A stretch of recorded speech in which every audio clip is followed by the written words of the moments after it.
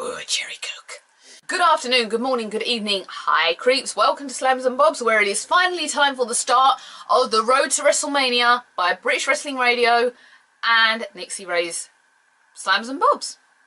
On the Facebook page, there were 3 choices of WrestleMania up, and you, or the British Wrestling Radio fans, chose one for me to watch out of those 3. I think I got about 4 and then got completely confused with what ones I'd said and what ones I hadn't said. I knew which ones had been picked. There's 4 chosen by the British Wrestling Radio followers, 2 chosen by me, and the one on Sunday will obviously be the WrestleMania 31 preview. We're going to kick it off now with a Mania I had never seen, which is WrestleMania 9. I went into this totally open-minded. I was told it was the worst WrestleMania of all time. I can't comment on that. My initial thoughts were that it's not terrible compared to some of the recent shows. I think 28 and 29 were pretty bad, and I think I mentioned it before, it's because they fall into this category of one-on-one, one-on-one, one-on-one, one-on-one, one-on-one, one-on-one, one-on-one, one-on-one, with no variation whatsoever, and we get bored of that quickly. Like, we need, you know, a couple of fatal four-ways, a stick match, a tag match, and there's not a lot of that in some of the recent events, and I think that's where we start getting a bit annoyed and a bit bored, not to mention that 90% of the Divas matches suck. I was in love with some of the mullets. I think Shawn Michaels has one of the best mullets ever known to man, or had, I should say. So short on top, but then just with this massive party going on back here. It was insane, but also not wrestling related in any way. I felt like they took the Roman theme way too far. I know they were at the Las Vegas Roman Coliseum, I think. I feel like they took it way too far. Like, literally everyone was in Roman dress. JR was in Roman dress. All the crew and cameramen were in Roman dress. They didn't go that far in some of the recent ones. I mean, this year's one is Play, which is kind of like video gaming for me. I don't think I'm going to see cameramen dressed up as Super Mario. There's a definite quality in the wrestling, I think, where we lack it in current WWE, but I can see why this hit a bum note.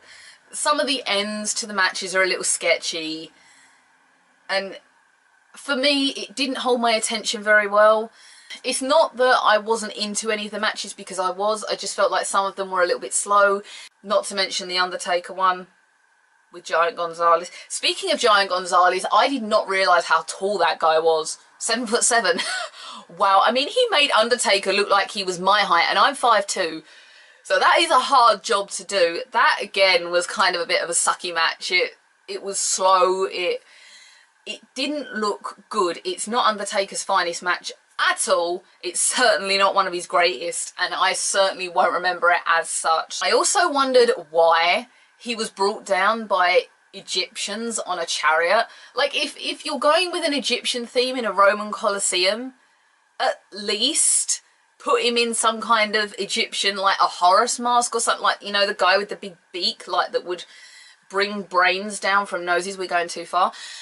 At least do that, because it just kind of looked weird that you had this kind of almost Victorian Gothic character being dragged out by Egyptians. It made little sense. Did look very visually cool, and I can only imagine what that looks like coming down to you. It's such an intimidating presence, and yet so cool in the same way. I wonder as well how hard it was for Bret Hart to fight Yokozuna. He's so big. I also didn't like the end of that match. I kind of felt like they just gave the belt to Hogan, and a bit like they would Cena now. That's kind of how it felt to me. It kind of felt like the fans might have been ripped off in some way, like, oh brilliant, he's finally won it. Oh, but Hogan's just come and taken it off him in a second. And then it just felt like it was all centred around Hogan.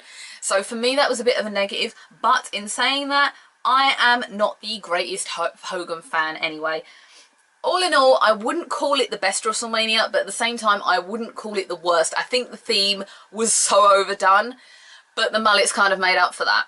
That was WrestleMania 9 for me. Keep watching back tomorrow. We'll be discussing WrestleMania 20. Bye, everyone.